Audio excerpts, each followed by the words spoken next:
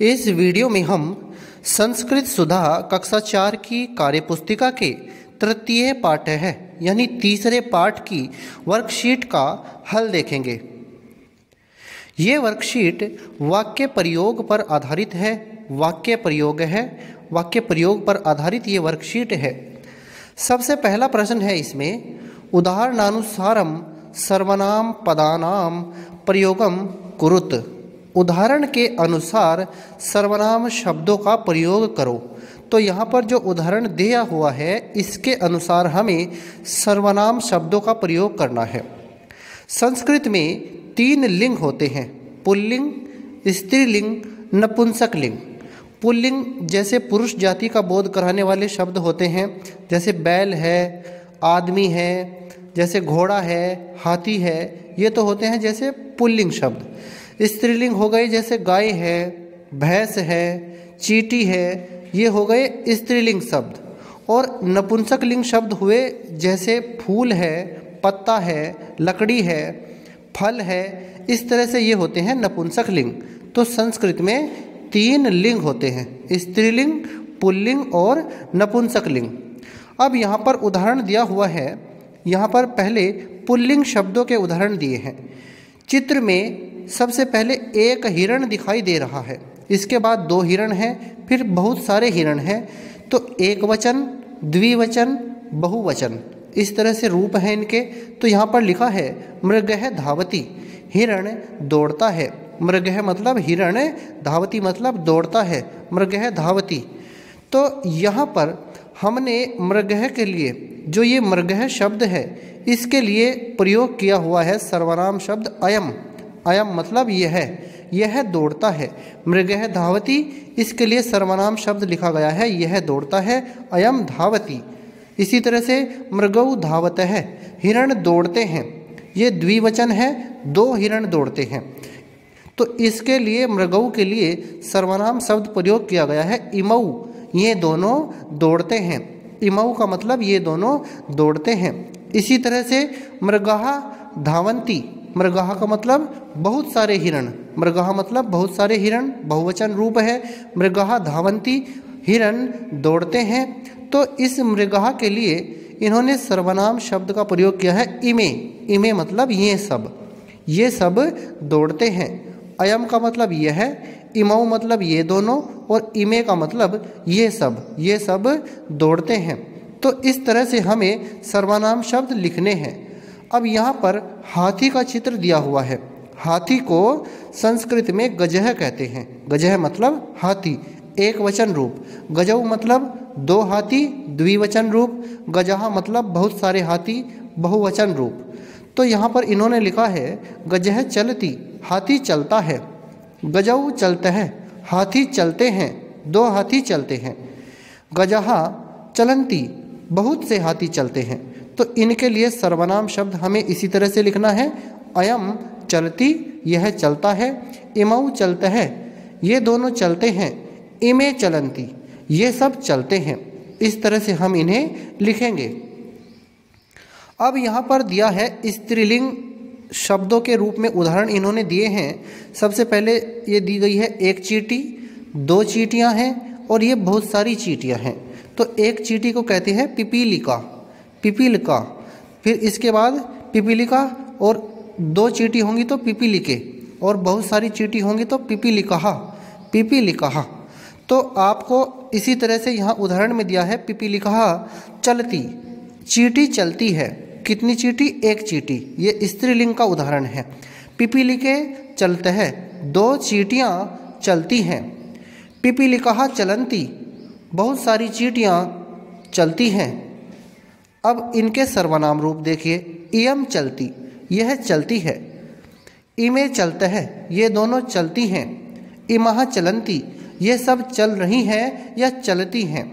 तो ये स्त्रीलिंग का उदाहरण है। अब इसी के अनुसार आपको ये बकरी का जो उदाहरण है इसको पूरा करना है। यहाँ पर एक बकरी है, एक वचन, 2 बकरियाँ हैं, द्विवचन, बहुत सारी बकरियाँ हैं, बहुवचन। एक बकरी को कहते हैं अजा, अजा चरती, बकरी चर रही है या चरती है। अजय चरते हैं, 2 बकरियां चरती हैं। अजहा चरंती, बहुत सी बकरियां चरती हैं। तो आपको इसके अनुसार ही लिखना है, इयम चरती, यह चरती है। इमे चरतः, ये दोनों चरती हैं। इमह चरंती, इसमें क्या होगा, ये सब चरती हैं या चर रही हैं। इस तरह से आप इसको पूरा कर देंगे। आगे देखते हैं हम इसमें। अब यहाँ पर नपुंसक लिंग का उदाहरण दिया गया है। नपुंसक लिंग का उदाहरण है इसमें। यहाँ पर सबसे पहले एक विमान दिया गया है, इसके बाद दो विमान हैं, इसके बाद बहुत सारे विमान हैं। बहुवचन रूप है, बहुत सारे विमान हैं। दो विमान है, द्विवचन रूप है। एक विमान है, एक वचन रूप है। ये नपुंसक लिंग का उदाहरण है। विमानम उड्यति, विमान उड़ता है। विमाने उड्यत है, विमान उड़ते हैं। कितने विमान? दो विमान। इसी तरह से विमानानि उड्यन्ति, विमान उड़ते हैं। कितने विमान उड़ते हैं? बहुत से विमान उड़ते हैं। तो अब देखते हैं इसमें सर्वनाम शब्दों का इन्होंने प्रयोग किया है। इदम उड्यति, यह उड़ता है। इमे उड्यत है, ये दोनों उड़ते हैं। इमानी उड्यन्ति, ये सब उड़ते हैं। इसी तरह से आपको पूरा करना है इसे। ये जो दूसरा इन्होंने उदाहरण दिया है पुष्प का, यहाँ एक फूल दिया गया है, इसमें दो फूल हैं, इसमें बहुत सारे फूल हैं। एक वचन में पुष्पम, द्विवचन में पुष्पे और बहुवचन में पुष्पाणि। तो एक वचन में पुष्पम, पुष्पम विकसति, फूल खिलता है।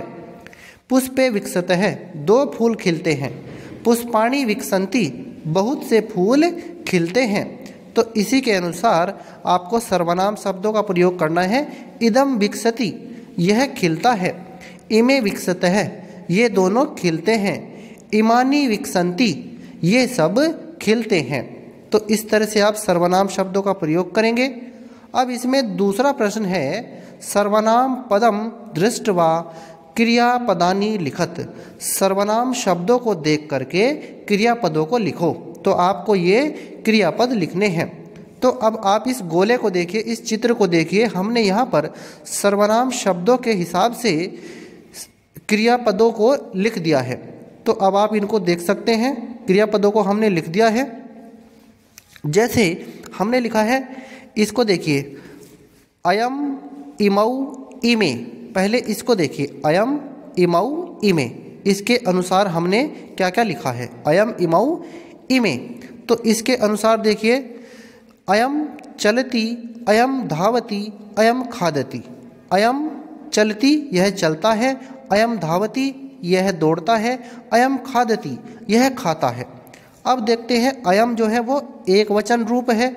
इसके बाद देखिए इमऊ, इमऊ द्विवचन रूप है। इमऊ जो है वो द्विवचन रूप है। इमऊ चलता है, इमऊ धावत है, इमऊ खादत है। इमऊ चलते हैं मतलब ये दोनों चलते हैं। इमऊ धावत है, ये दोनों दौड़ते हैं। इमऊ खादत है, ये दोनों खाते हैं। इसी तरह से आप देखिए इमे को, इमे है बहुवचन रूप। तो इसको आप कैसे पढ़ेंगे, इमे चलंती, इमे धावंती, इमे खादंती। तो इसी तरह से इमे चलंती, ये सब चलते हैं। इमे धावंती, ये सब दौड़ते हैं।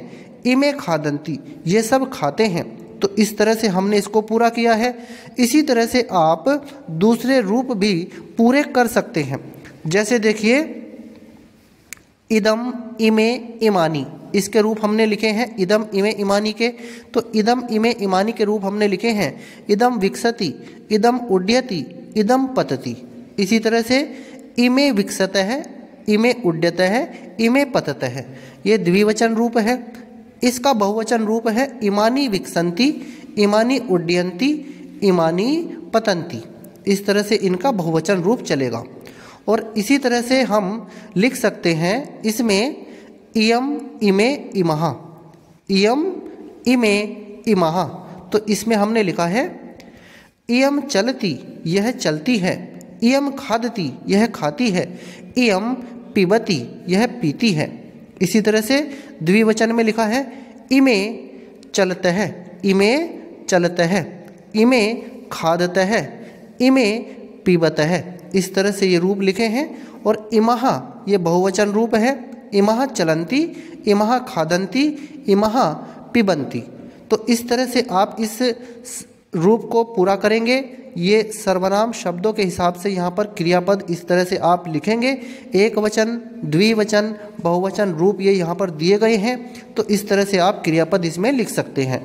तो इस तरह से ये हमने संस्कृत सुधा कक्षा 4 की कार्यपुस्तिका का हल देखा है, जिसमें हमने तृतीय पाठ है यानी तीसरे पाठ की वर्कशीट को कवर किया है।